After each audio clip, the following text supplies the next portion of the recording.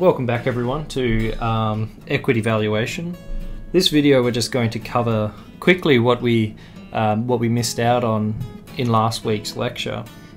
So what we were covering last week was the dividend discount model, and it was quite a simple model. It's a very conservative model, and we went through different scenarios where growth is constant, growth is changing. We looked at calculating the growth rate. We introduced terms like the retention ratio, payout ratio, return on new investment or return on equity, and we looked at how we could calculate that growth rate for the company. But because we were only looking at dividends, we were ignoring another way to which a company can return value to its shareholders. And we call that a share buyback or share repurchase. And all it is that a firm will use its excess cash to buy back its own shares. Now the consequence of that is that these companies have less cash to give back to their shareholders in the form of dividends. But what we get is less shares left on the market. So if we have a look at our earnings per share or our dividends per share, there's actually more available to shareholders. So in the dividend discount model, a share is valued from the perspective of a single shareholder discounting the dividends the shareholder will receive. So here we're going to have a look at the total payout model. So the total payout model is simply going to be, what does the company disperse to its shareholders? And so that could be in the form of dividends, and it could be in the form of share buybacks. So having a look at this formula here, what we have is the present value today, or the price of the stock today, is equal to the present value of future total dividends and net purchases. And we divide that by the shares outstanding to get a price per share.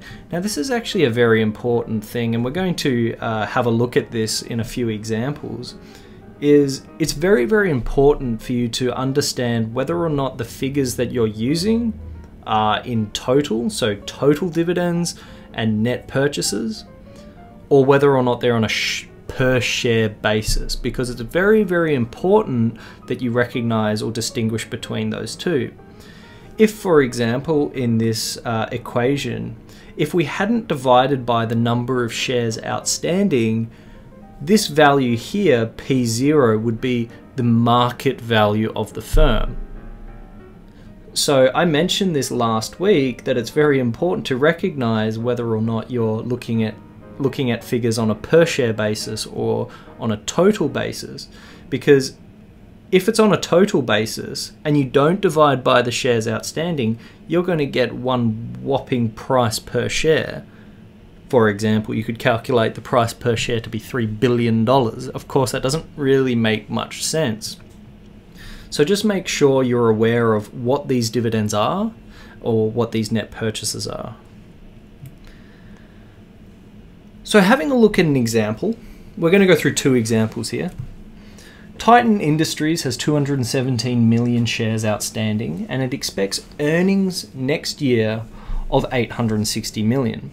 So the earnings figure in this question is the total earnings for the firm, right? That's what the firm has earned. We don't know yet what the firm is going to pay out to its shareholders, because it's the payout that we want to measure. Titan plans to pay out 50% of these earnings in total, paying 30% as a dividend and using 20% to repurchase shares. So great. We know that out of the total earnings this firm has, it's going to take 50% of that and deliver it to its shareholders, and it's going to keep the other 50% to invest in new projects. So we further decompose that 50% that the company is going to deliver to its shareholders into a 30% dividend and a 20% repurchase of shares. So if the growth rate of Titan's earnings is 7.5% per year, and these payout rates remain constant, so we don't have to worry about the payouts changing, determine Titan's share price assuming an equity cost of capital of 10%. So we're asked to determine the share price of Titan. We know that Titan has a total earnings of $860 million. So we should immediately recognize that we're dealing with a total figure. We're not dealing with a per share basis yet. That's why, I mean, it's quite obvious in the question we're given how many shares the company has outstanding. So based on the equity cost of capital of 10% and an expected earnings of 7.5%, we can compute the present value of Titan's future payouts as a constant growth perpetuity. Because those payout ratios are constant, the growth rate is constant, we can just use a perpetuity formula. We're not trying to complicate anything here. So the only input missing here is Titan's total payout next year, which we can calculate as 50% of its earnings. Recall that it expects to earn $160 million in total next year, and it's going to take 50% of those total earnings, and that's going to be its total payout for next year. So the present value of all Titan's future payouts is the value of total equity. So to obtain the price of a share, so this third point is very, very important. So if we took the present value of all of Titan's future payouts, then that would give us the total value of equity, or the market value of the company. So if we wanted on a per share basis, we would need to divide that figure by the number of shares outstanding in the market. So first of all, let's calculate what these total payouts are going to be to its shareholders. The total payouts, this 50%, remember, is a 30% dividend and a 20% share repurchase. So the total payout here is $430 million. So if we use our constant growth perpetuity formula, we can simply find the present value of these future total dividends and repurchases and say, well, the value of these total payouts is going to be 0.43 billion, or $430 million, divided by your equity cost of capital of 10% minus your constant growth rate of 7.5%. Now this is going to give you a figure of $17.2 billion. That is not the price per share, that is the market value of the company's equity.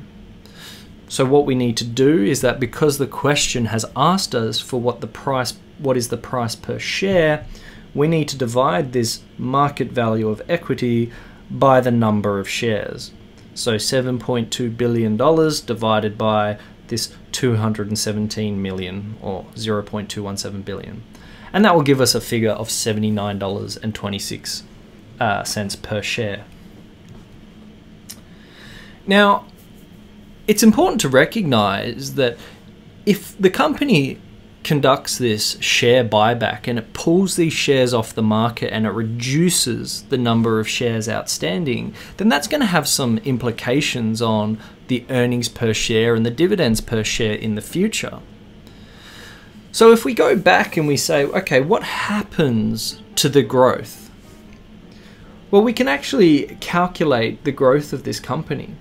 So using the total payout method, we did not need to know the firm's, or how the firm has split between dividends and share repurchases. That was irrelevant, because the two methods, the dividends and the share repurchases, we're delivering value back to its shareholders.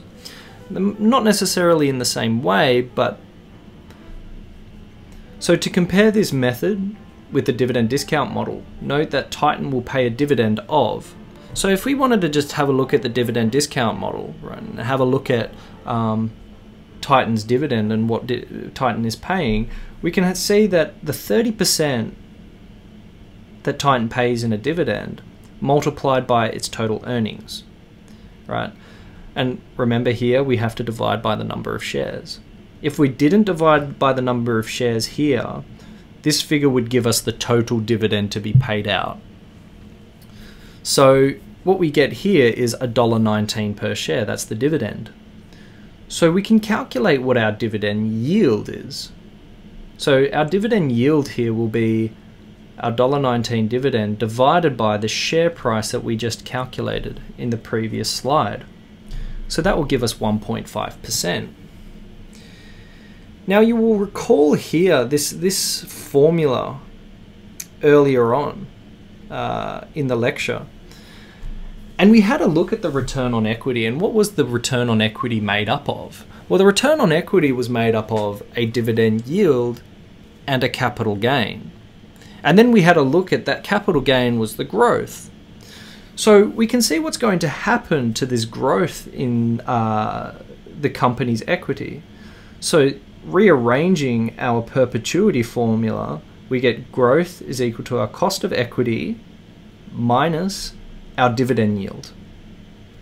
So that will give us 10% cost of equity minus this 1.5% we calculated up here. So our growth is 8.5%. So you will recognize immediately that when we started this question, we said that the growth rate was 7.5%. So this per share growth rate exceeds the 7.5% growth rate of earnings because Titan's share count will be declining over time due to these repurchases, which means that the earnings per share is increasing. So you can start to see how the value is being returned to shareholders through these repurchases. So how would an investor decide whether to buy or sell a share? So I talked about this word expectations. We don't know what's going to happen in the future, but what we're doing is we're using past information to make a prediction about the future. So we have an expectation. So if traders' expectations were substantially different, they might conclude that a share was overpriced or underpriced. And based on this conclusion, they might decide to buy or sell a share. So how could a share suddenly be worth more or less after an earnings announcement, for example? Now, an earnings announcement is simply an announcement to the market of the company's profitability, essentially, for the year, for example. Well, what happens is that when this news comes out, investors digest this news, and then they update their expectations regarding future earnings. So when those expectations update, so do the prices. So we see prices move every day. So here's another practice question. So here again, we're going to be focusing on making sure whether or not we're dealing with a per share basis or a total basis, and making sure that we're answering the question that's being asked. So Maynard Steel plans to pay a dividend of $3.03 this year. The company has an expected earnings growth rate of 3.9% per year and an equity cost of capital of 10.9% per year. So part A is asking us, assuming Maynard's dividend payout rate and expected growth rate remains constant, and Maynard does not issue or repurchase shares, estimate Maynard's share price. So this should be quite simple for us. We're just going to use our perpetuity formula because we're not worried about the dividend changing because the payout ratio is not changing. We know that the earnings growth rate is going to be increasing by 3.9%. And the equity cost of capital, of course, is going to remain constant here. So calculating part A, we can see that, well, our earnings per share is going to be growing by 3.9%. Our dividend payout ratio is remaining constant, so we can infer that our dividend is going to be increasing at 3.9% per year. So quite simply, what we have is that the price today, P0, is going to be equal to the dividend in a year's time divided by your equity cost of capital minus your growth rate. Now, there is, I suppose you could think that there's a little bit of an ambiguity here. So when it says to pay a dividend of $3.03 this year, you might think, well, does this year mean the dividend is today or in time zero terms? Or is it at the end of the year? So we assume that cash flows occur at the end of the year. So I have interpreted this question to say that, well, we're at the beginning of the year now, and at the end of this year, it's going to pay $3.03. That's how I've interpreted the question. In your exams, of course, it's going to be very, very clear as to whether or not the dividend is today or expected in the following year. But that's how I've interpreted this question. So quite easily, we can calculate the price today. So the price today is just our $3.03 that we expect to receive at the end of the year, divided by our equity cost of capital minus our growth rate. So just using our standard constant growth perpetuity formula. And that gives us a price today of $43.29. So going on to the next question. Suppose Maynard decides to pay a dividend of $1.03 this year. And it's going to use the remaining $2 per share to repurchase shares. So the total dividend in Part A was $3.03. That was essentially the total payout for question A. But now in question B, we're saying this payout of $3.03 is going to be split into a dividend and a share repurchase. So you will notice that if you add the $1.03 to the $2, it's equal to the same payout as Part A. So if Maynard's total payout rate remains constant, estimate Maynard's share price. So I put this formula here just to remind you, what are we dealing with in this question? Well, we're dealing with dividends per share, and we're dealing with repurchases per share. So $2 per share for repurchases and $1.03 in dividends per share. So if we had a look at this, well, we don't want to divide by the shares outstanding. Fortunately, we're not given a shares outstanding figure in this question, so we don't need to worry about it. But you can understand that maybe there's a red herring thrown in one of the questions, and you use shares outstanding to divide a per share basis already, and that you're going to get the wrong answer. So it's very, very important that we recognize if we're dealing with a total dividend, total repurchase, total payout, or on a per share basis. Make sure you make those distinguish between those two when approaching these questions. So because we have dividends per share, repurchases per share, all we have to do is calculate the present value of these future per share cash flows to find the price per share. So the formula doesn't really change here, but what we're having is we've got the dividend in year one plus what we plan to spend on share repurchases. So you can see that we're going to receive the same answer in this case because our payout has remained exactly the same. So that's $1.03 for our dividend and $2 for our share repurchase. So we're going to get the exact same price as is in Part A.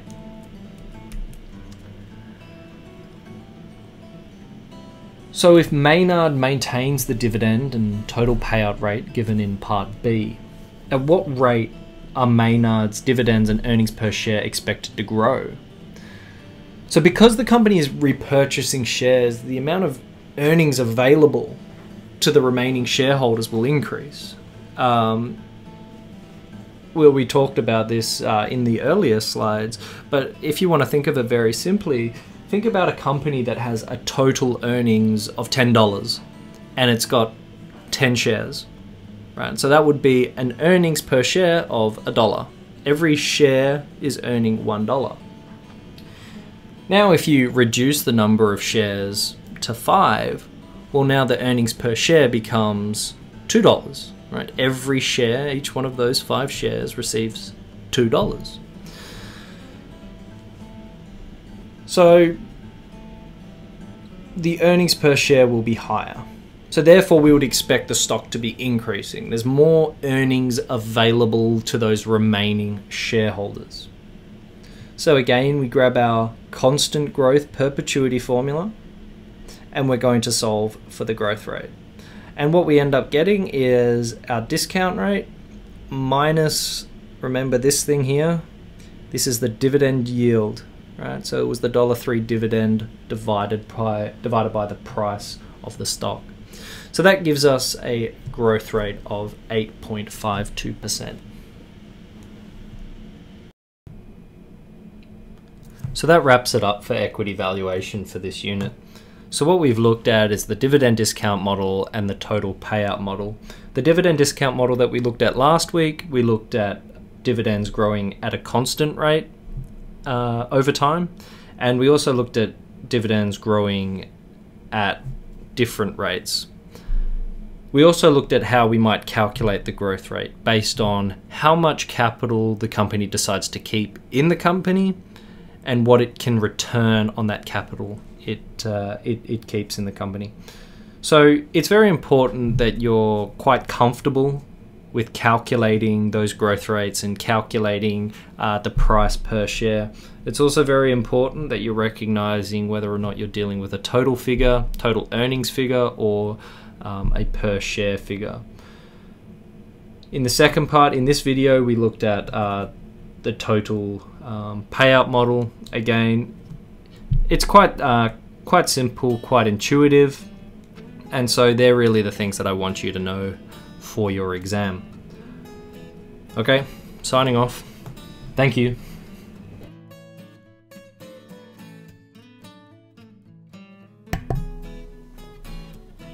Hi everyone, and welcome to the second online lecture on investment decision rules. Now that you have learned the fundamentals to calculating present value by discounting cash flows, we're going to start applying those lessons to financial decisions. Specifically, how does a manager know when to accept a project and when to decline one? What follows is a number of rules financial managers can use to help them select projects that will be a good investment decision. What we mean by a good investment decision is one that will increase the value of the company. In this lecture, we're going to learn how to calculate the net present value of a project, use the net present value rule to make an investment decision. We will have a look at alternative decision rules, their advantages and their disadvantages. We will distinguish between standalone projects and mutually exclusive projects. And finally, we will have a look at ranking projects when a company has limited resources.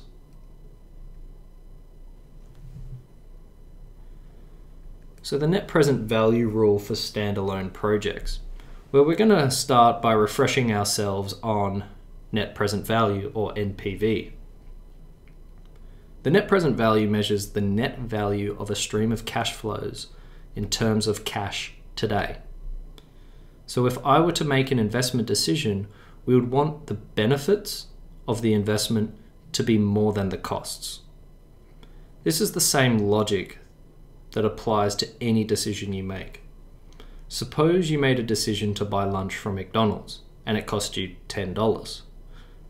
Why did you make that decision? I suspect the satisfaction you got from having McDonald's for lunch was greater than the cost of $10. Otherwise, you probably wouldn't have decided to purchase McDonald's for lunch. This, of course, is put very simply by saying the benefits were greater than the costs. So the logic behind this rule is that we accept the project when the present value of the benefits are greater than the present value of the costs. This will give us a positive net present value. If the present value of the benefits is less than the present value of the costs, then we will reject the project. This would give us a negative net present value. When making an investment decision, we take the alternative with the highest net present value. the net present value tells us the amount we would receive in terms of dollars today. Here we're going to have a look at a very simple example of applying the NPV decision rule. In exchange for $500 today, your firm will receive $550 in 1 year. If the interest rate is 8% per year, what is the NPV of this decision? The benefit received in 1 year is $550. So we need to calculate that benefit in terms of dollars today. So what we do is we divide our $550 benefit by 1 plus our interest rate. So we're discounting our benefit back 1 year. And what we get is a present value of $509.26. So the present value of $550 is $509. The cost to us today, the cost of this investment, is $500. That's what we must pay. So the net present value of this decision is our benefit of $509.26 minus our cost of $500, which gives us $9.26 today. So the way that we interpret this is that we say accepting this project is equivalent to receiving $9.26 in cash today. But what if you don't have $500 to invest in? What do you do? Well, you can borrow $509.26 today, and you can make the investment that cost you $500. So today, this transaction will leave you with $9.26. And in 1 year, you're going to owe the bank $550.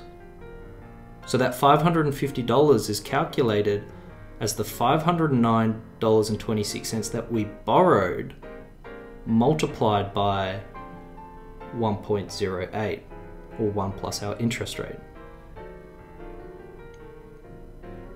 But recall that our investment will also return us $550 in 1 year. So this is essentially going to leave you with no obligation in 1 year's time. You're going to pay the bank back $550, and you're going to receive $550 from your investment. This table here will let you visualize the cash flows. So when it comes to topics like arbitrage, I like to set my cash flows out like this. So the cash flows in year 0, we can see that we receive a cash inflow of $509.26 from the bank when we borrowed the money. And then we experience a cash outflow when we invest the $500. So the cash flows, the net cash flows in year 0 is the $9.26. The cash flows in year 1, we can see that we have a cash outflow when we pay back the bank $550, and then we have a cash inflow of $550 that we receive from our investment. So our net cash flow in year 1 is $0.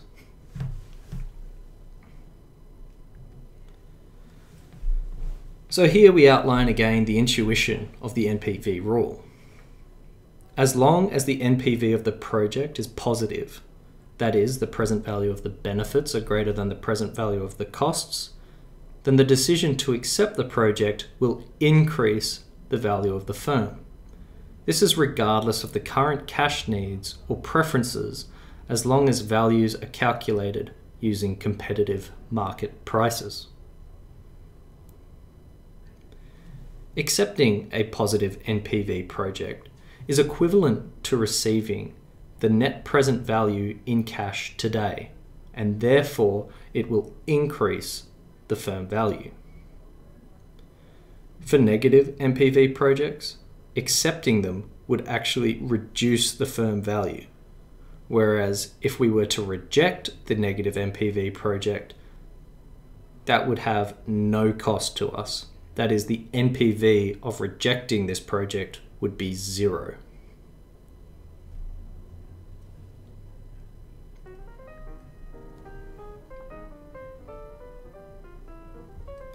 To begin with, we're going to look at the net present value rule for standalone projects.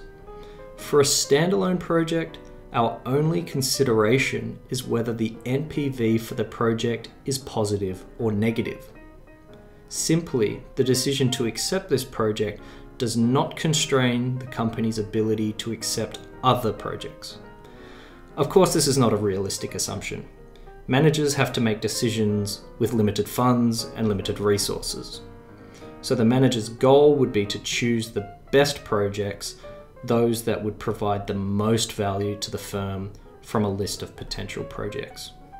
And we'll take a closer look at this when we look at mutually exclusive projects. But for now, we're just going to be looking at whether or not a project has a positive or negative NPV and make our decision based off that.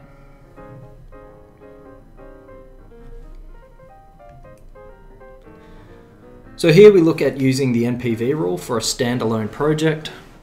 A fertilizer company, Frederick's Feed and Farm, can create a new environmentally friendly fertilizer at a large savings over the company's existing fertilizer. The fertilizer will require a new factory that can be built at a cost of $81.6 million. The estimated return on the new fertilizer will be $28 million per year for 4 years. So when approaching these questions, we should always be keeping in mind what are the benefits and what are the costs. We should also be thinking, when do we receive those benefits and when do we pay those costs? This is where a timeline is very useful.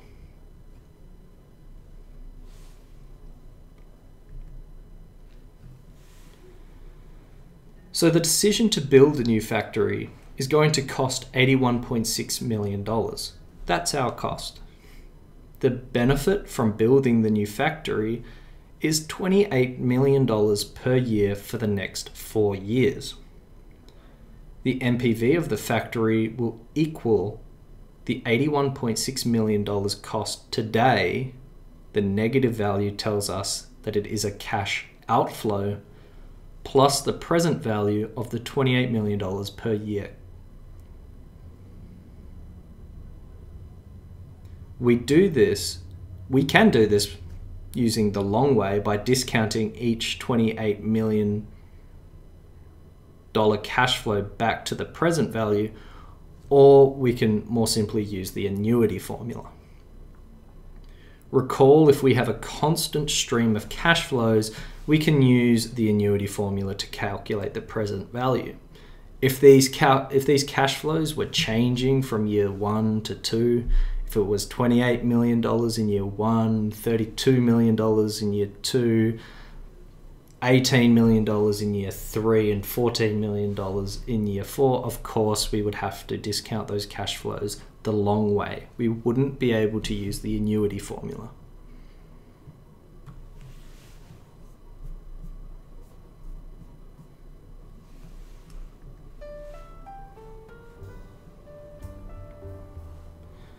So now suppose the discount rate we use to discount the future cash flows is 10%. If we plug 10% into our formula on the previous slide, the NPV we get for this project is $7.2 million. Now, because this is a positive value, we should accept the project, as this will increase the value of the firm. Why 10%?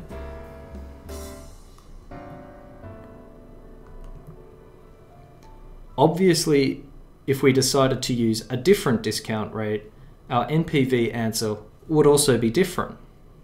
So what happens when you increase the discount rate? If you discount future cash flows by a higher rate, that is going to give us a lower net present value. In fact, if we increase the discount rate to 14%, the NPV of the project falls to 0. That sounds scary. An NPV of $7.2 million can become $0 with just a 4% increase in the discount rate. The NPV profile can be thought of as a sensitivity analysis. Recall from last week's lecture on equity valuation what a sensitivity analysis was. When managers make financial decisions, they do not know what the actual discount rate will be. That is, they make an estimate.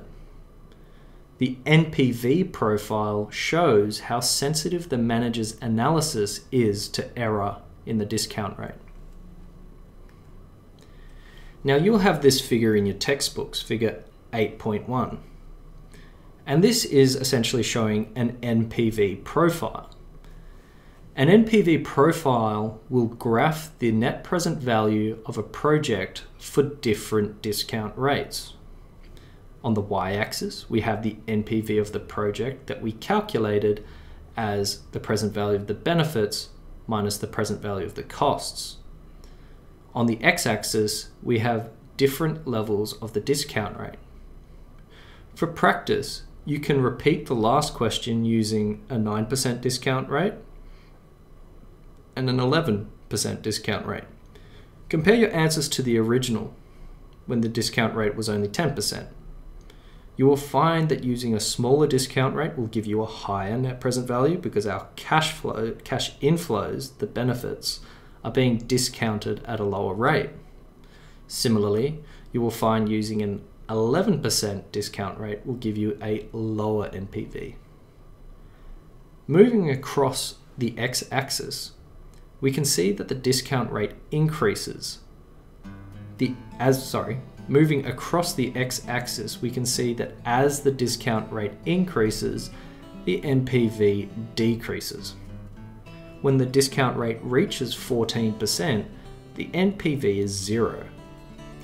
We call this rate the internal rate of return. For any discount rate above the internal rate of return, the NPV is obviously negative. Keep this in mind because we're going to return to this when we look at the internal rate of return decision rule.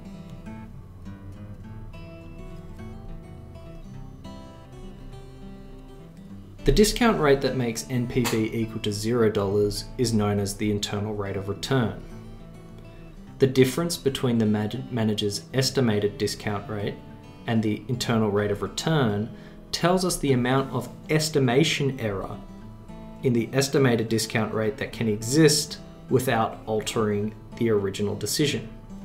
Specifically, if the actual discount rate exceeds the internal rate of return, the project would have a negative NPV and the firm would lose value.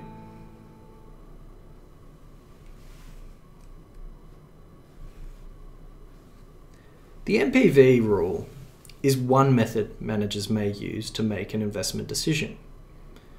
This slide shows a survey of managers' use of alternative rules. We can see that the majority, 50%, responded with always use to the net present value rule. Other popular methods that are used that we will look at in this lecture are the internal rate of return, the payback period, and profitability index. Suppose you decide to use more than one rule for the same project. What if the rules conflict? That is, what happens if one rule tells you to accept the project and another rule tells you to reject? What rule should you follow? Well, it's quite simple. Because the NPV rule gives the answer that maximizes the most wealth in terms of dollars, we should always follow the NPV rule when the rules are conflicting.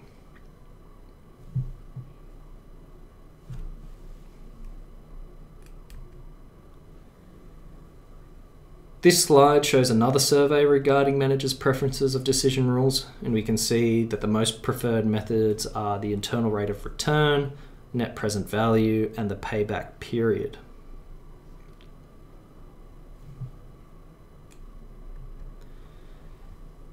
Here's a simple homework question for you. You can pause the video and try it yourself.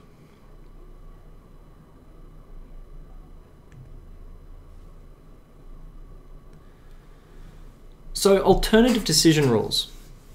So the first alternative decision rule we're going to look at is the payback period. The payback period is a relatively simple rule. We don't need to worry about discounting cash flows when we use this rule.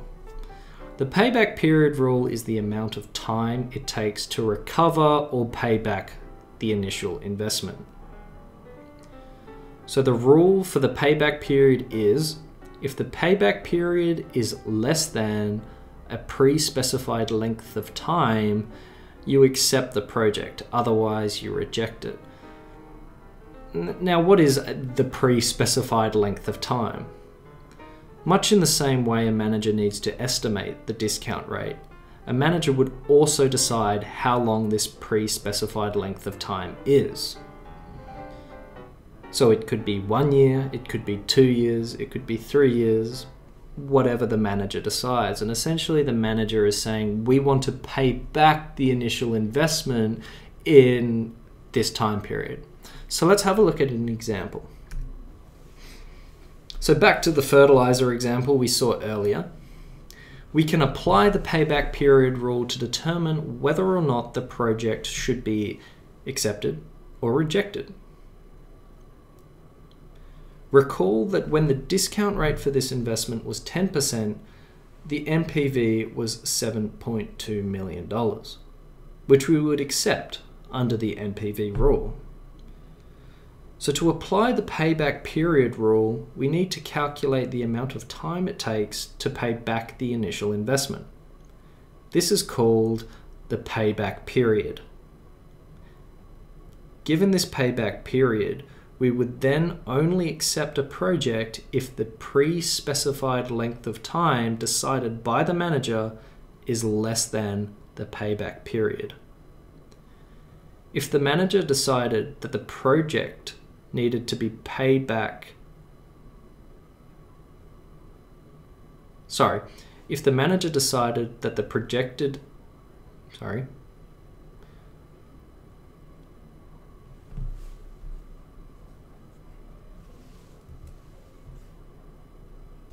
So now we've had a look at the net present value rule.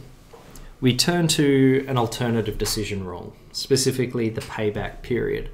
Now this is a fairly simple rule. There's not much to it, and we don't need to worry about discounting cash flows here when we apply it. So the first thing we want to define here is the payback period. Now the payback period is the amount of time it takes to recover or pay back the initial investment.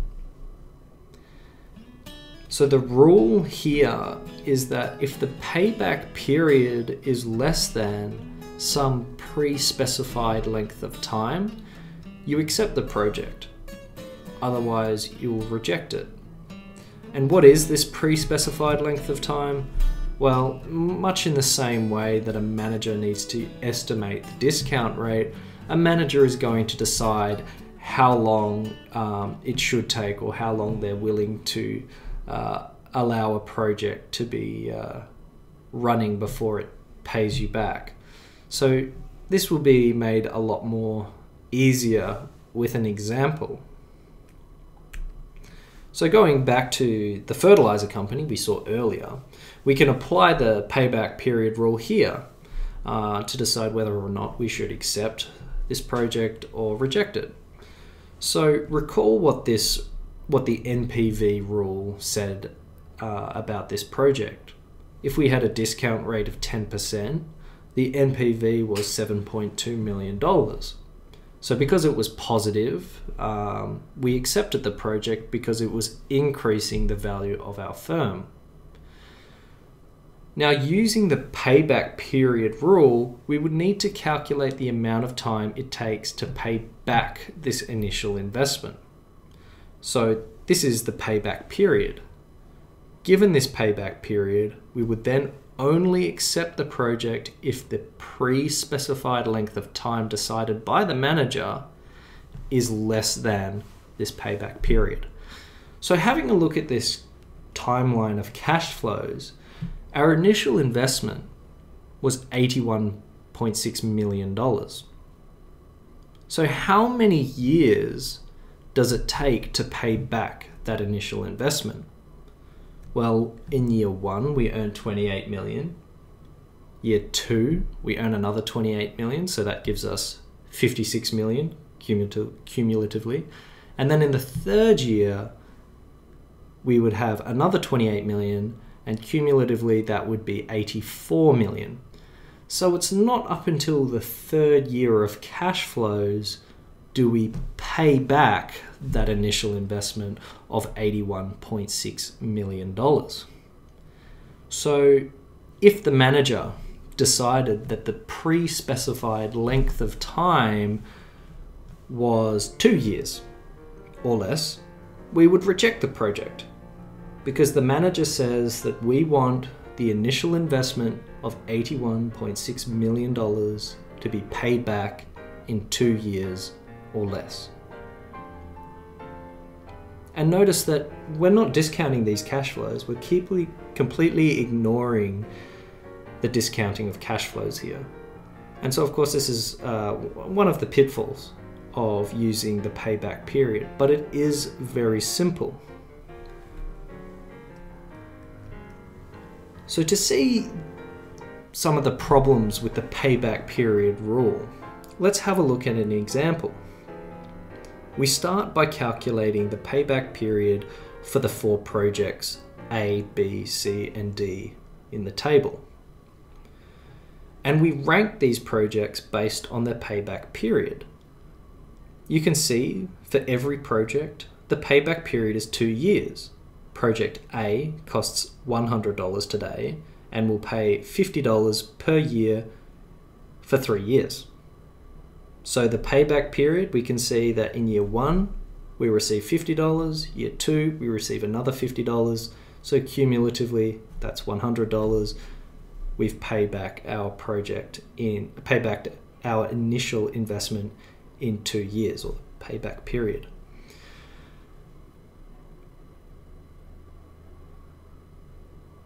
So similarly, project B costs $100 today as well, and it will pay $80 in year 1 and $20 in year 2. Again, the 80 plus the 20 covers our initial investment of $100. So again, the payback period here is 2 years.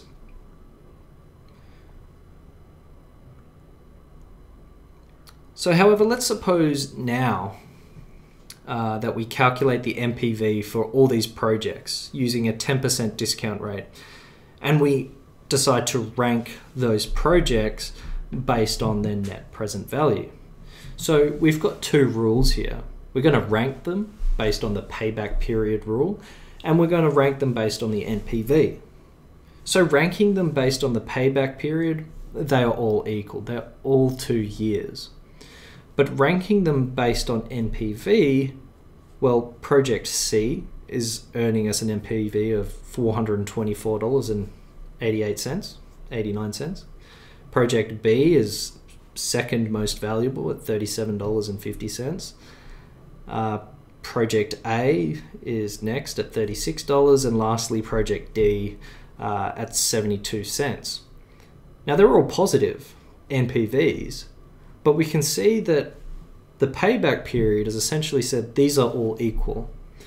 But the net present value has said something completely different, and there are some obviously more valuable projects.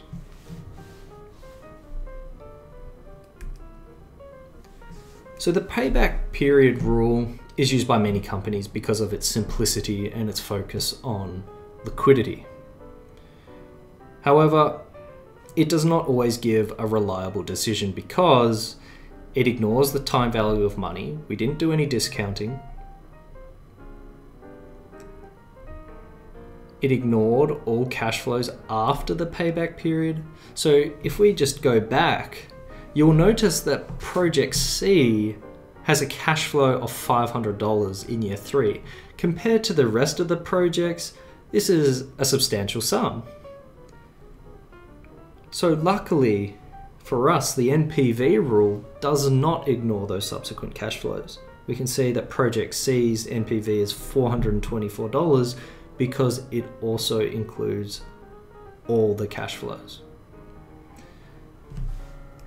And it also lacks decision criteria grounded in economics, specifically how many years is required to pay back a particular project. So why does a manager choose 2 years or 3 years or 1 year?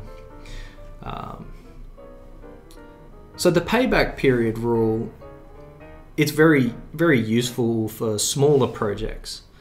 So, you know, should you purchase these new printers or something like that? Because doing a more thorough analysis, for example, using a net present value, it's a lot more costly. It takes a lot more time and resources. So for these smaller projects, it's probably not worthwhile, and it's better just to use a simple decision rule. So here's some homework, an example of a payback period question. Very simple, and I'll let you guys pause the video and have a go at that. I will put answers up to these homework questions, so never fear. But give it a go. It should be fairly simple.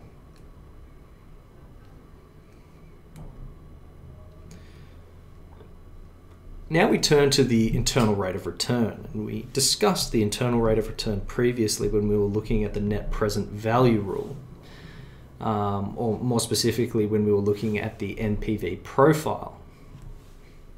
And so recall that this internal rate of return is the rate, the interest rate, that makes the NPV equal to 0.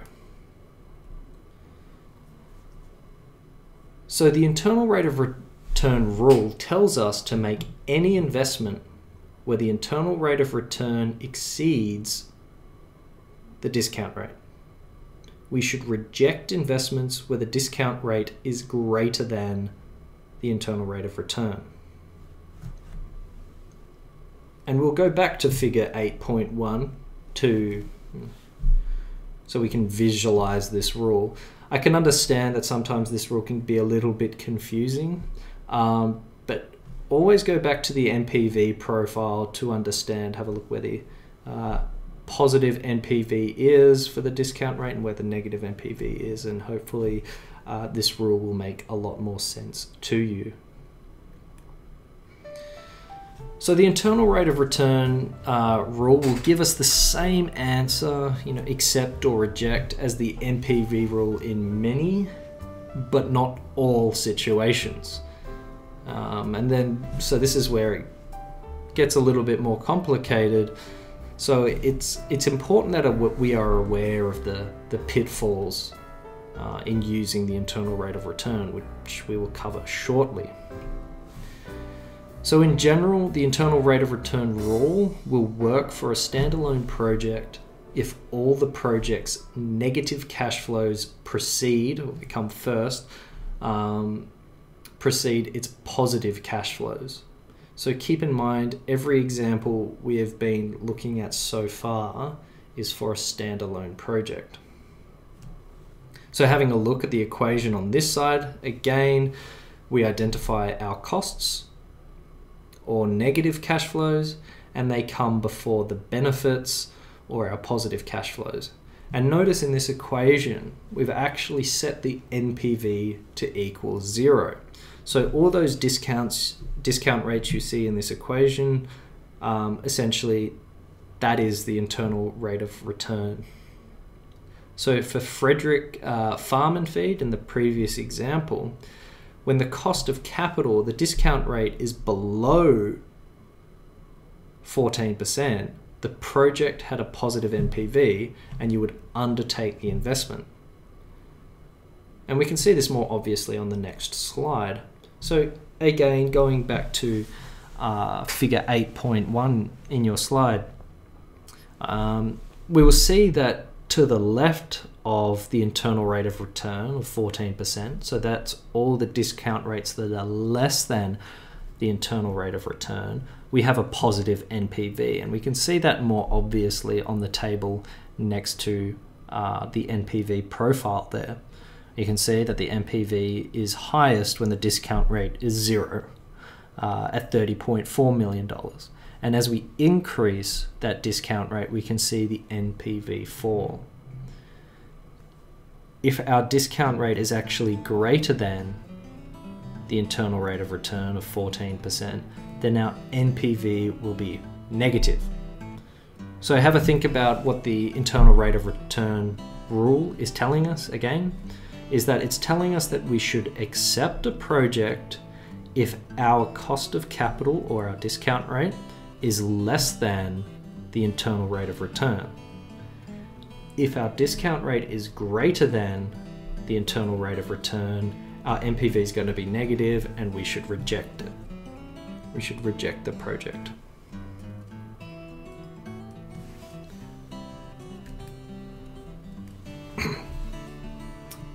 So please note that when it comes to calculating the internal rate of return, there are many situations where you would need a financial calculator or something like Excel or the use of excessive trial and error to calculate the answer. So for example, if you were to look at this equation here, if we set the NPV equal to 0 and I asked you, well, calculate the interest rate or R, you're going to have a tough time doing that without a financial calculator or Excel or excessive amounts of trial and error. But never fear, I'm not going to ask you a question like this. I'm not going to ask you to calculate the internal rate of return if it requires you to use a financial calculator, Excel or something like that. If you are asked to calculate the internal rate of return, it means you can do so with a regular calculator. So if I ask you to calculate the internal rate of return for a perpetuity, if you recall the perpetuity formula, you would be able to do that. And so I will ask you, well, I may ask you questions to calculate the internal rate of return for something like that. But if it's a long string of cash flows, or you have to use, if it's in an annuity formula or something of the kind, I'm not going to ask you to calculate the internal rate of return for those kinds of questions.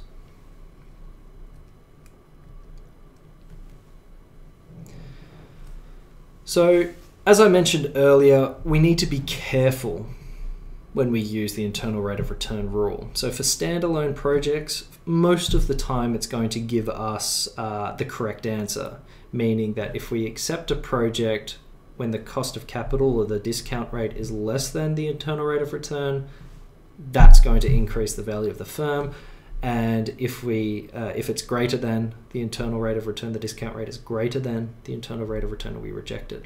That decision is going to be correct in most scenarios, but not always. So we need to be aware of when the internal rate of return rule is going to fail us. So for a standalone project, we really want to be careful of three things when it comes to the internal rate of return. Delayed investments. So for example, when the benefits or our cash inflows occur before the expenses, our cash outflows.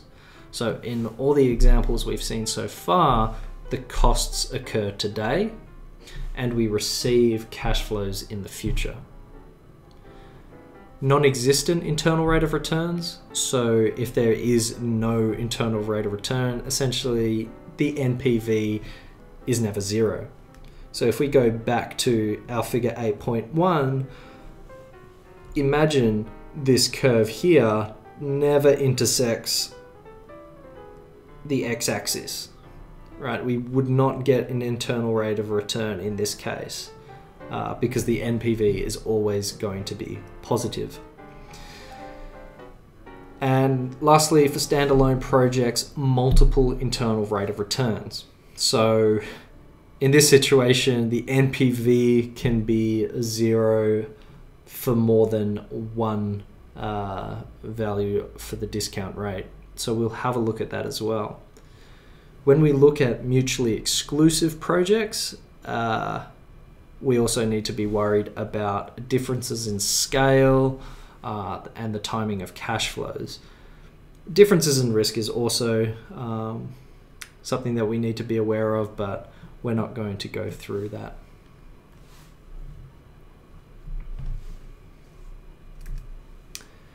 So looking at the first pitfall of the internal rate of return, and specifically delayed investments.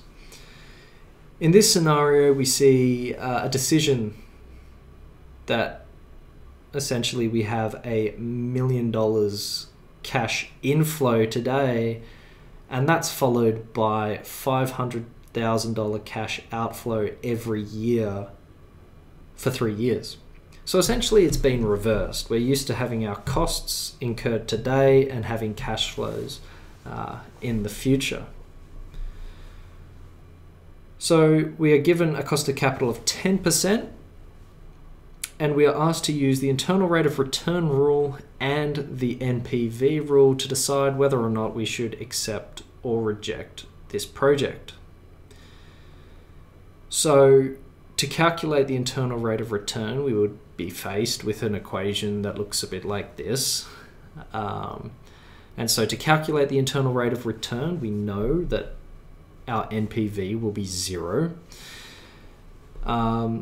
So to do this, we would use a financial calculator or Excel to do it, and we would find that the internal rate of return is 23.38%. Now, using our rule, our internal rate of return rule, because the internal rate of return is greater than our discount rate of 10%, we would accept the project.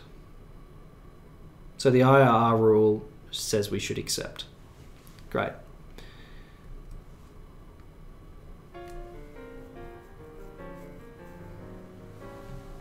So now let's calculate the NPV of this investment decision. We know the discount rate is 10%, so calculating the NPV is quite simple. So the NPV is equal to the $1 million we received today minus 3 $500,000 cash flows, each received per year, and we discount those back at 10% per year.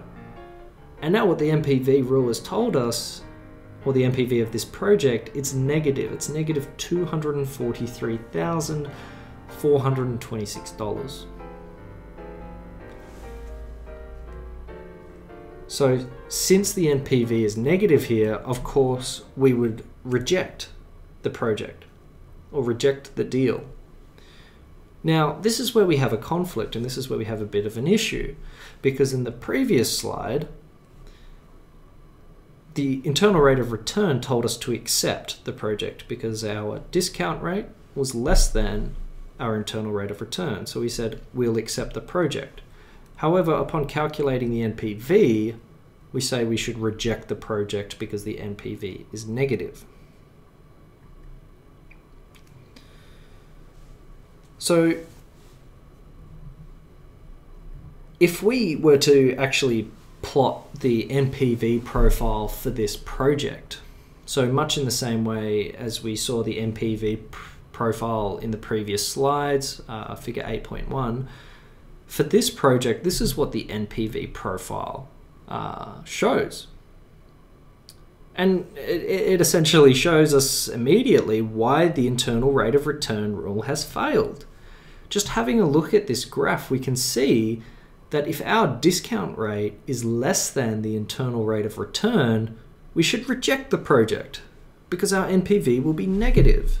Our NPV will be down in this negative area. And when the discount rate is greater than the internal rate of return, we should accept the project because our NPV is now positive.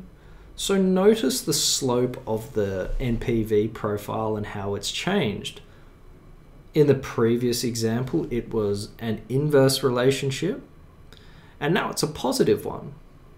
So the NPV rule is essentially, it's completely flipped.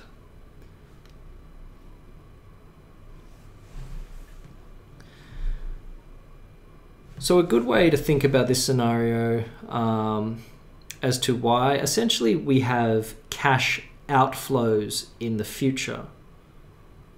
So if we discount those cash outflows in the future by a lower rate, then that's going to increase the present value of those cash outflows. So of course, we would want a higher discount rate for those cash outflows because we want our costs to be lower.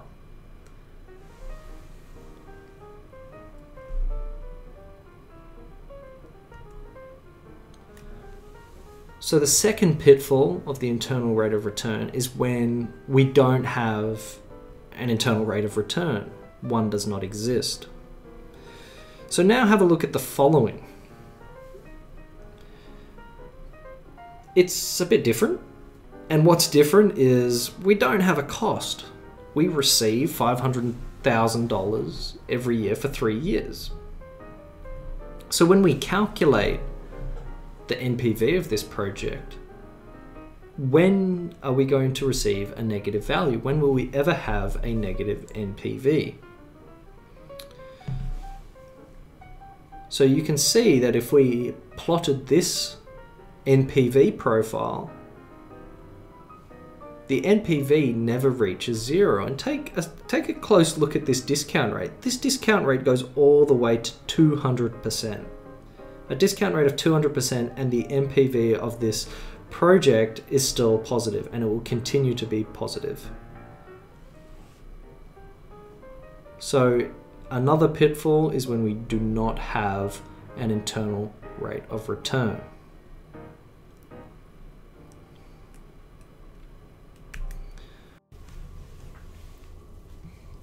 Now let's have a look at the last of the 3 pitfalls for the internal rate of return. So now assume that we have cash flows, and those cash flows now contain a perpetuity. So the cash flows look something like this. We receive $1 million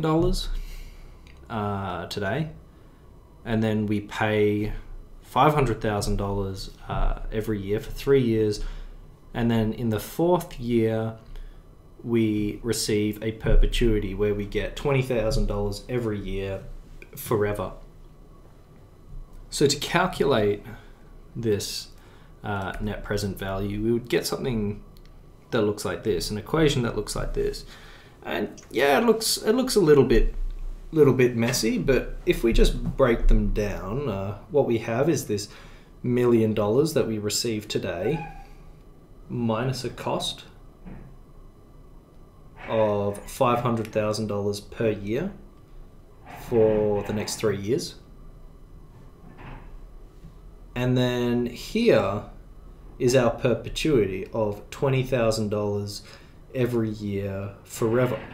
Now notice that we're discounting this perpetuity back, right? Because this perpetuity begins in year 4.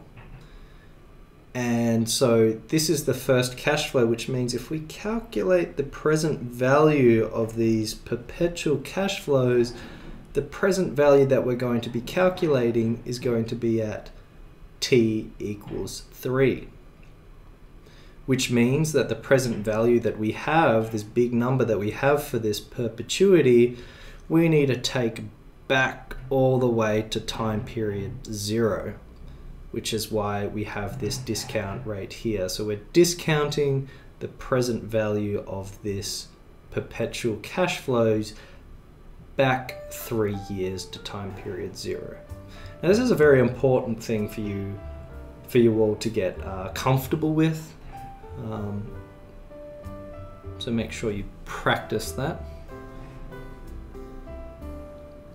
So this is what the NPV profile looks like if we draw it for these set of cash flows. Now you will notice immediately that there are 2 internal rates of return.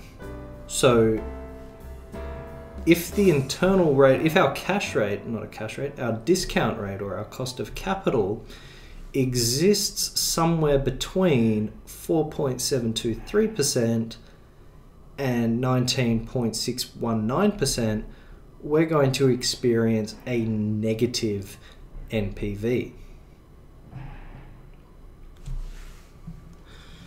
So that means we would reject the project if it existed between those two internal rates of return. Now, although the internal rate of return rule fails in this case, it still provides some pretty useful information for managers.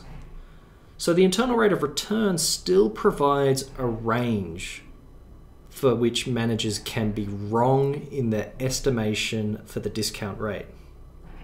If a manager expects the discount rate to be, say, 10%, then they know that the actual discount rate can fall to 4.723% or rise to 19.619% before the decision to reject the project changes.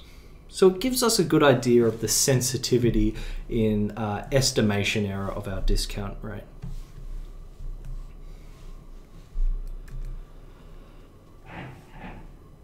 So we cannot really rely on the internal rate of return when there's multiple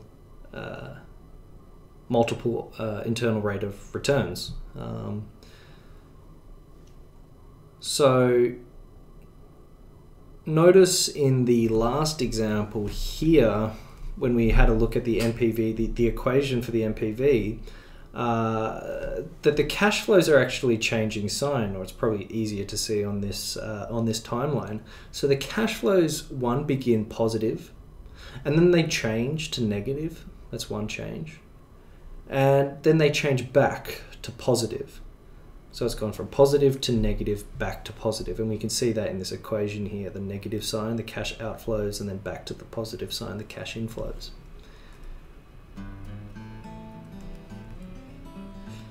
So the two changes in the sign, we're expected to get two internal rates of return. So there will be an IRR for every change in sign in the cash flow stream. So usually in an ideal scenario, we have our negative cash flows first, and then we have a sign change to our benefits, which are all positive, and we would have one internal rate of return. In this second example, our cash flows, they start negative, go to positive, that's one change, and then at the end they go from positive to negative, that's two changes. In this example, in the last example where we have 4 internal rates of return, we go negative to positive, that's one change, positive to negative, that's the second change, negative to positive, that's a third change, and then lastly positive to negative, that's a fourth change. So we're going to get more internal rates of return if our cash flows are changing signs, if they're going from positive to negative, negative to positive. So bear that in mind.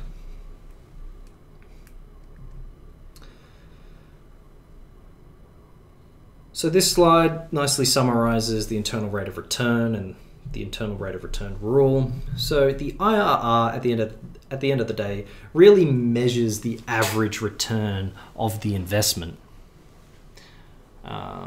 And it really gives us an idea as to the sensitivity of the net present value to any kind of estimation error in the discount rate. So what's the chance of us being wrong, and what will happen to the net present value if we are wrong?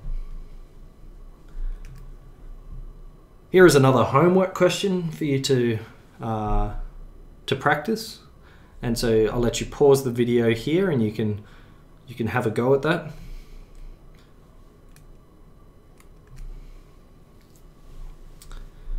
So now we move on to choosing between projects.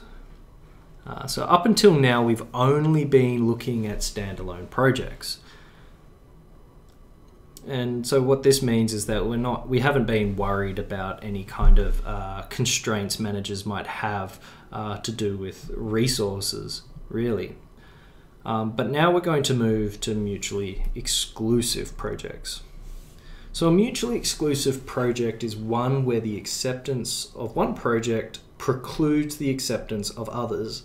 So if we decide to choose one project, it means we can't choose other projects.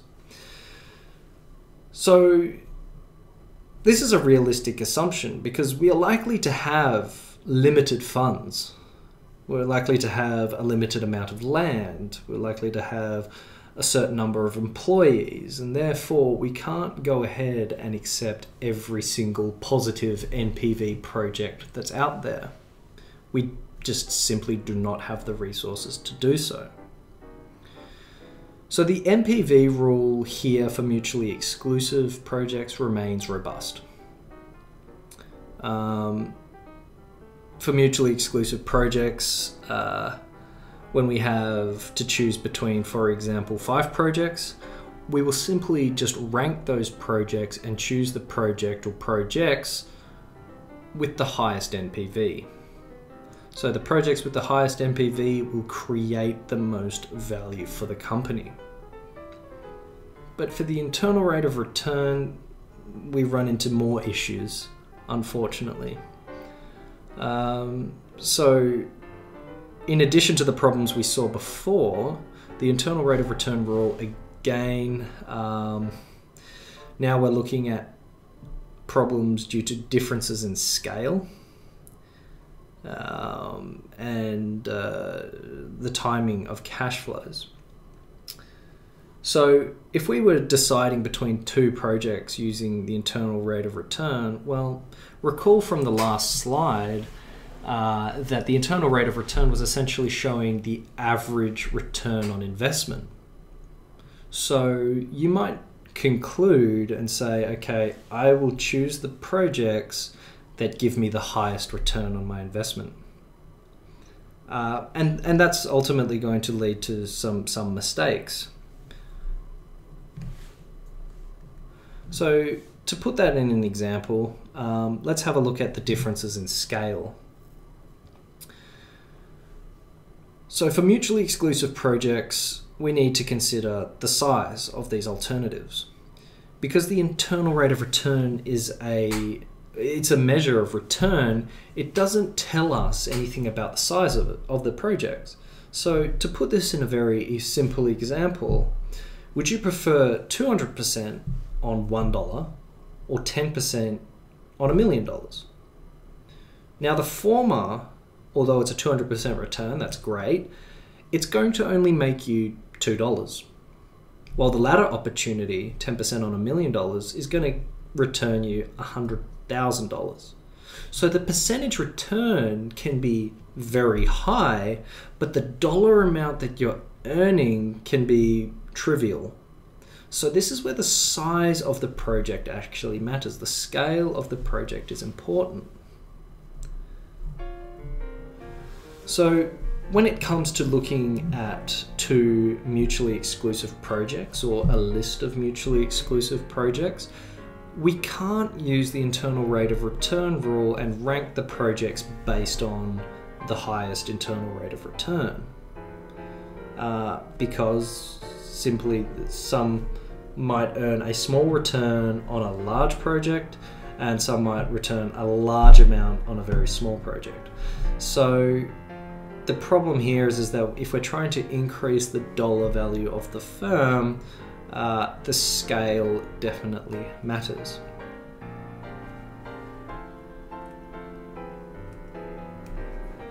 The timing of cash flows is something we also need to be aware of.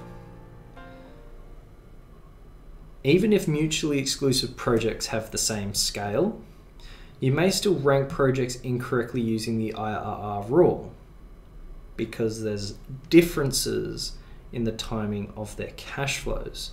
Now let's have a look at a very simple example here. So we've got project 1 and project 2. They both cost $100 today. Project 1, you will receive $150 in 1 year's time. Project 2, you're going to receive $759.38 in 5 years' time. So both these projects have an internal rate of return of 50%. However, the NPV of these projects are very, very different.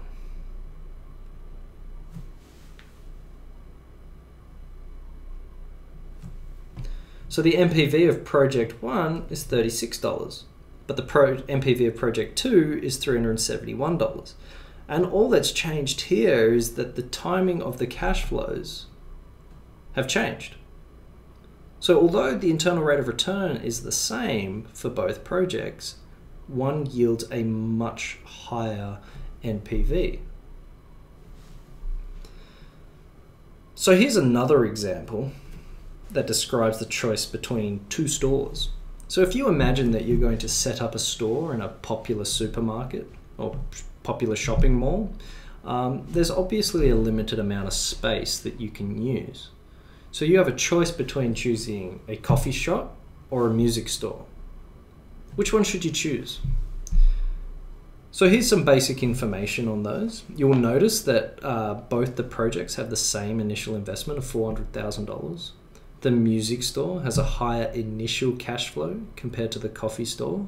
So the coffee store only has $80,000 in year one, and the music store has $104,000 in year one. Both stores have the same discount rate of 8%, but the difference here is that the cash flows for the coffee store are actually growing at 3% every year, whereas the cash flows for the music store are not.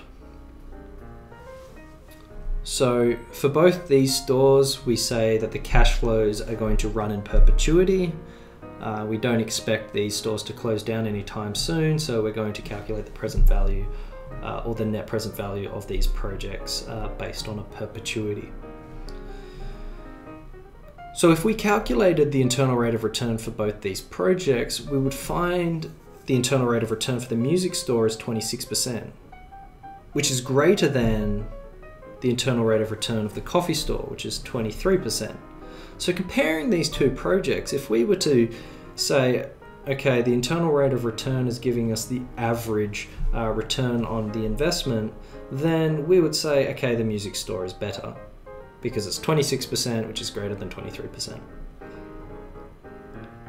But the problem here is that we're ignoring the timing of these cash flows.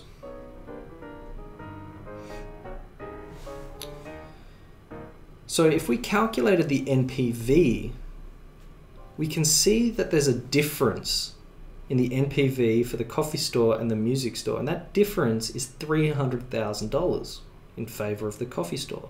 So the coffee store has an NPV of $1.2 million, whereas the NPV of the music store is only $900,000. So this rule is telling us we should accept the coffee store. So another scenario where our internal rate of return rule and our NPV rule are conflicting with one another.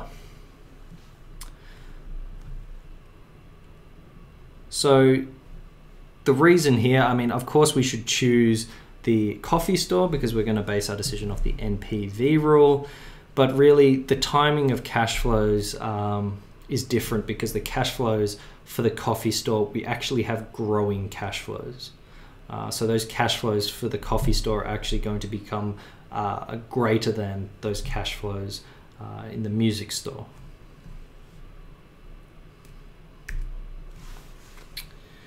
So now that we had covered some issues that the internal rate of return faces for mutually exclusive projects, we now turn to the incremental IRR rule. So using this rule allows us to compare two mutually exclusive projects by looking at the differences in their cash flows, hence the name incremental internal rate of return. So the incremental internal rate of return tells us for what discount rate is it profitable to change from one project to another. So consider the two options here. We have with a contract and without a contract. We compare the cash flows with the contract and the cash flows without the contract. So simply what we have here is that we have our timeline, we have our cash flows with and without the contract, and what we have in this third row is the differences between the two decisions. So in time period 0, the difference between these two decisions is $0. Then 150 minus 400, negative 250, and so on and so forth. So we're just taking the difference in the cash flows between two projects, and that's why we call it incremental cash flows. Now that's a really important term for you guys to remember for next week when we talk about capital budgeting, because we're going to be dealing in incremental cash flows, and you just want to think of it as the cash flows, the differences between two decisions, to accept, to not accept, project A, project B. It's just the differences in two cash flows. So the incremental internal rate of return for switching from with the contract to without the contract can be quite easily seen in this figure. So where these two NPV profiles intersect here, that is our incremental internal rate of return. So it's 12%. So if you follow both these curves, you can see that for any discount rate less than the incremental IRR, or less than the 12%, taking the contract, this one here, taking the contract, will give you a higher NPV than if you were to not take the contract. So you can see that this curve here is higher than the curve that shows the NPV without the contract. So as long as our discount rate is less than this incremental IRR, we should choose the maintenance contract, or we should choose to have the contract, because that's going to give us a higher NPV than without the contract. But notice that when we exceed this incremental IRR, that the NPV without the contract is actually greater than the NPV with the contract. So if our discount rate is actually higher than the incremental IRR, we should choose to go without the contract.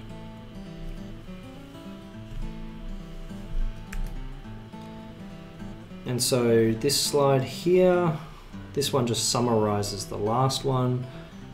So the incremental IRR is essentially telling us when we should switch from one project to another, or switch from one decision to another.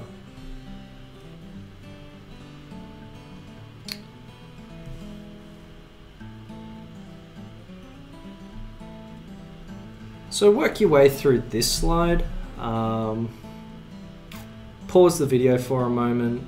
Again, in this video, in this slide, we're looking at two perpetual cash flows. So here is an example of where you would actually have to calculate the internal rate of return. You don't need a calculator to do this, financial calculator or Excel or anything like that. You can do this with a regular calculator. So if you were asked to calculate the internal rate of return, this is the kind of style question that you might see.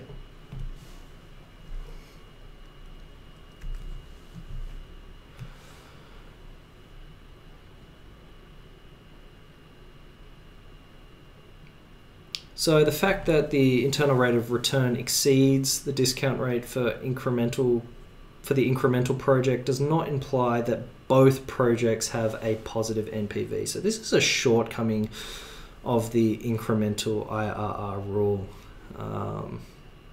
So the incremental IRR might also not exist. Those two NPV profiles may never intersect one another. We can of course have multiple incremental internal rates of return.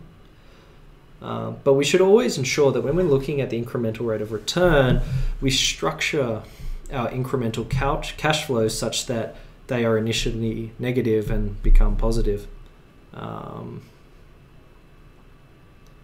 And of course, we are inherently assuming, when we're comparing these two projects, we're inherently assuming that they both have the same risk And risk is a topic we're going to visit in a few weeks' time.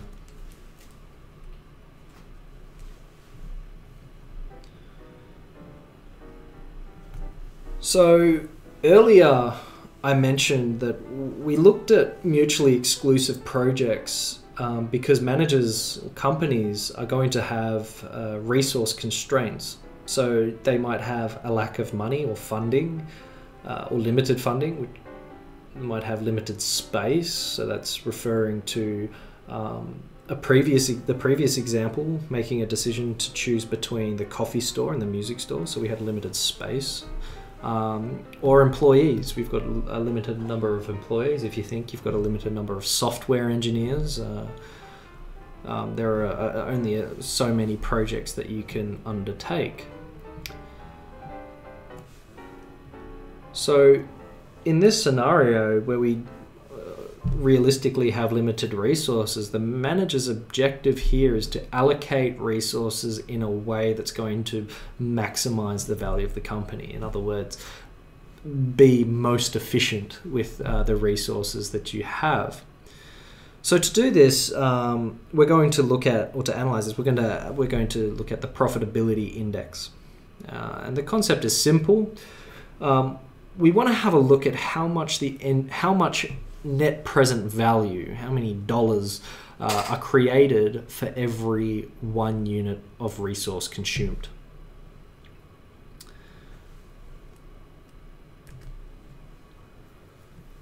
So in this example, we have 3 projects that require warehouse space. So of course, there's only so much space in a warehouse that we can use for our projects. So because we've only got 1 warehouse, we have to choose which projects can operate within that warehouse. We can't accept all the projects because we simply just don't have enough space. So our goal is to choose the projects that maximize the NPV for the amount of workspace used. So having a look at this, project A has an NPV of $100 million, but it also requires 100% of the warehouse space. So the profitability index here is our NPV of $100 million divided by the percentage of the warehouse that the project consumes, which is 100%. So our profitability index here is 1. It's 1 for 1. So $1 million per 1% of warehouse space used. For the other 2 projects, Project B and Project C, we can see that they both provide a net present value of $75 million. But they use relatively less warehouse space than Project A. So Project B only consumes 60% of the warehouse and Project C only requires 40%. So looking at the profitability index for projects B and C, we can see that they're 1.25 and 1.875.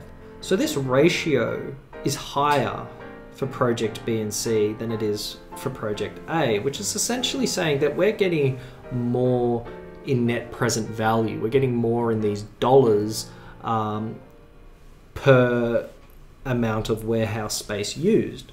So in essence, it's telling us that it's using the space more efficiently if we accept projects B and C. So luckily, in this example, project B consumes 60%, project C consumes 40%. Together, they would take up the entire warehouse, and taking their NPVs together, they would provide us with $150 million in NPV.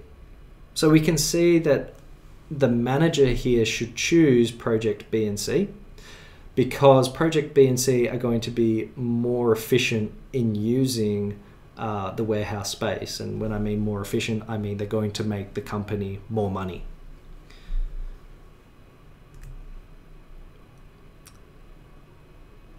So to wrap up this online lecture, we're going to have a look at projects with different lives.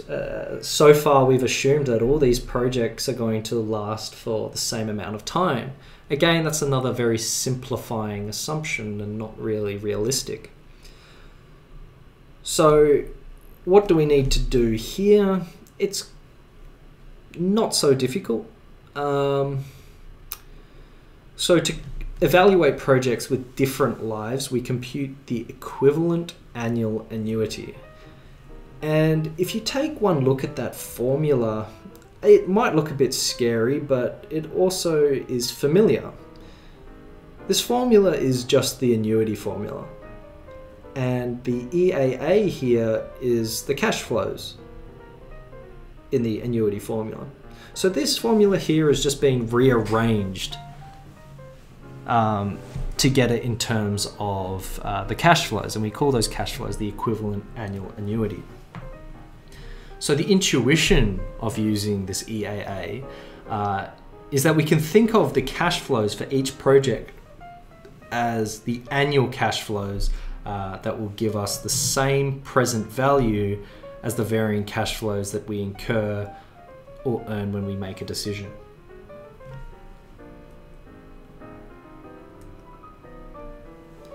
So having a look at a very simple example, we have two projects, A and B.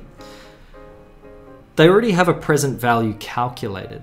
So we have to calculate the present value of these projects first. So project A, we can see, has a present value of negative 12.49. And project B has a present value of negative 10.47. So you'll notice that all the cash flows here are negative. So in this example, this example is in your textbook. In this example, we're looking at costs. So this is the cost, the present value of a cost of providing network server services to a company. So when we're making a decision on whether to choose A or B, we want to choose the project that's going to cost us the least amount of money. So project A, we can see, or company A, goes for 3 years. So today, negative 10, and then negative 1 in year 1, negative 1 again in year 2, and negative 1 in year 3. So it goes for 3 years. Project B goes for 2 years. So we want to have a look at which project is better. Now, you might go ahead and conclude and say, okay, project B is better because it's got a lower cost, a lower present value cost to us of negative 10.47 compared to project A.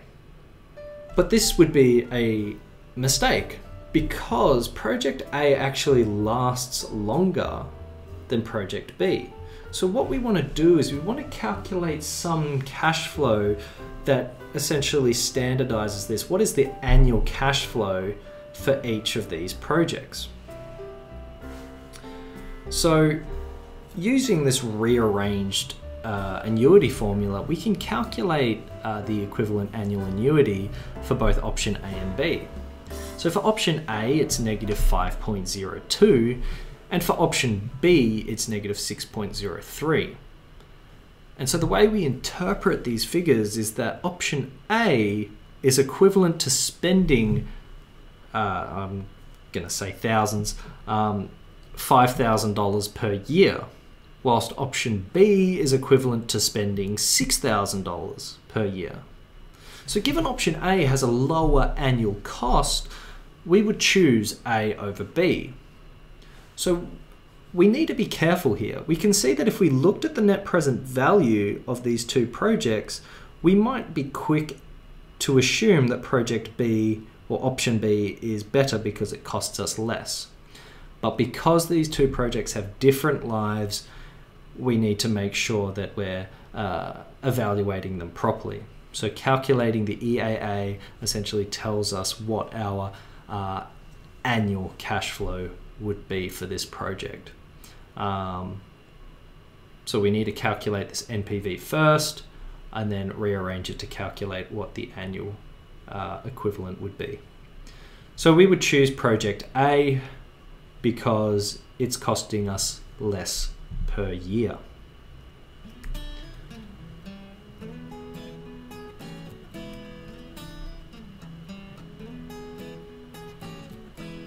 All right, that wraps up this online lecture. I hope I didn't drive you guys too crazy.